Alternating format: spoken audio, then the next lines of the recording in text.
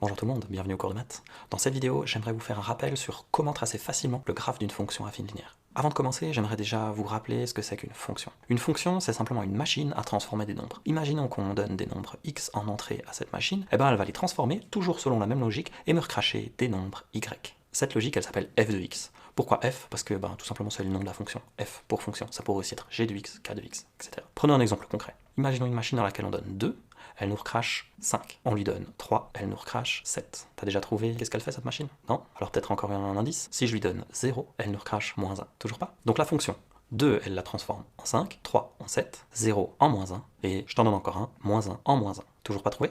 Les nombres en entrée, ce sont les nombres x, les nombres qui rentrent dans la machine, et les nombres qui sortent, ou le paquet de nombres qui sort, ce sont les nombres y, les nombres qu'on retrouve en sortie de machine. Et puis entre deux, il y a la transformation qui se fait, la transformation f de x. Alors dans notre cas, la machine, elle prend le nombre, le double, et ajoute 1. Donc y sera égal à 2x plus 1. Ça, c'est une fonction affine. Et de manière générale, une fonction affine, on l'écrit comme ax plus b, où on a un nombre a qui multiplie le x, et où on ajoute un autre nombre b. Le nombre a qui multiplie x, on l'appelle la pente, et le nombre b qu'on ajoute, on l'appelle l'ordonnée à l'origine. On va en reparler plus tard dans la vidéo. Alors maintenant, si on veut tracer cette fonction dans un graphique, on peut, comme on l'a appris, placer ces différents couples de points, les x en entrée et les y en sortie. Donc le x qu'on a mis sur l'axe x, 1, le y correspondant sur l'axe y, 5, on a un premier point. On peut faire ça avec tous les points, l'un après l'autre, 3, 7, 0, 1 et moins 1, moins 1. Puis ensuite, on peut prendre notre règle et tracer la droite qui relie tous ces points. Mais c'est un peu fastidieux parce qu'il faut calculer différents points, et il y a une astuce bien plus facile pour tracer une droite que d'utiliser une liste de points. Y est égal à 2x plus 1, je vous le disais plus tôt dans la vidéo, 2 c'est la pente de la droite, et 1 c'est l'ordonnée à l'origine. L'ordonnée à l'origine, c'est le premier nombre qui va nous intéresser quand on va vouloir dessiner notre fonction. En fait, l'ordonnée à l'origine nous donne l'endroit où notre graphe doit couper l'axe des y. Donc si l'ordonnée à l'origine c'est 1, notre droite doit couper l'axe des y au point y égale à 1, ici. Du coup, on sait déjà qu'on va devoir commencer à ce point-là. On connaît déjà un point par lequel la droite doit passer. Maintenant, on s'intéresse à la pente. La pente, c'est la dénivellation divisée par la distance horizontale. Rappelle-toi, on sait que la droite, elle doit passer par le point y égale à 1. À partir de ce point, maintenant, on peut avancer d'un cran sur l'axe des x, et puis on va devoir monter de 2 crans. Oui, parce que la pente, elle est de 2. On peut réitérer ce processus, on avance d'un cran sur l'axe des x, on monte de 2 crans sur l'axe y, et ainsi de suite. Et ainsi, on a une liste de points par lesquels on sait que la droite doit passer, et puis on peut tracer notre droite. Et on n'a pas eu besoin de calculer les points. On gagne quand même pas mal de temps. Et on évite peut-être d'éventuelles fautes de calcul qui nous donneraient des points qui nous font atterrir n'importe où. Et en fait, on n'est pas seulement obligé d'avancer d'un cran. Là, j'ai choisi d'avancer d'un cran sur l'axe des x et de monter de 2 crans sur l'axe y. On aurait très bien pu choisir d'avancer de 3 crans sur l'axe des x, et du coup, 3 fois 2, 6. On aurait dû monter de 6 crans sur l'axe des y.